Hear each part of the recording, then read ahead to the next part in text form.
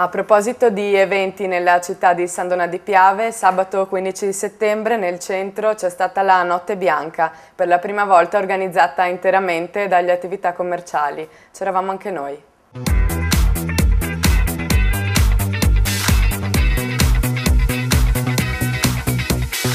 Per la prima volta a San Donà di Piave la Notte Bianca, organizzata dai commercianti e dai gestori dei locali senza l'aiuto del comune. Da molto tempo si parlava di questa iniziativa, che mira a ripetersi nel corso degli anni e dà lo scopo di ravvivare la città.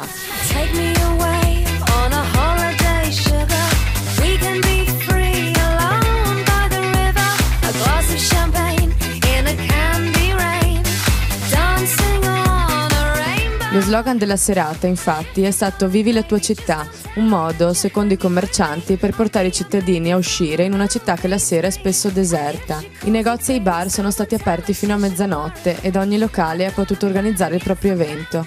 Consigliato per tutti, invece, vestirsi di bianco.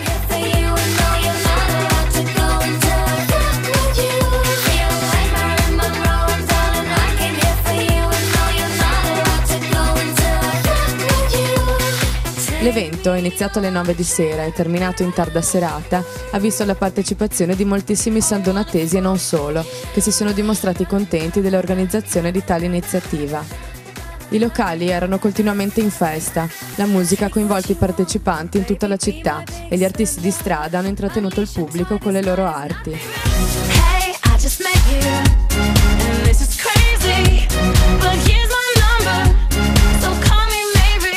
L'iniziativa della Notte Bianca a San Donà di Piave, ha spiegato una delle organizzatrici e promotrici dell'evento, Roberta Moretto, ha voluto creare e promuovere punti di ritrovo per tutti i sandonatesi, coinvolgerli nella propria città e chiudere l'estate con una grande festa.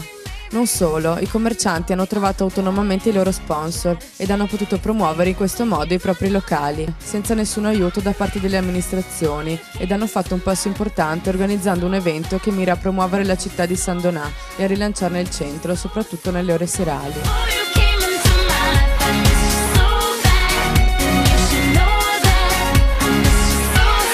Sabato 15 settembre è stata una serata all'insegna del divertimento nella propria città, per viverla appieno, senza doversi spostare in zone limitrofe, un'iniziativa che da parte dei cittadini si spera possa ripetersi.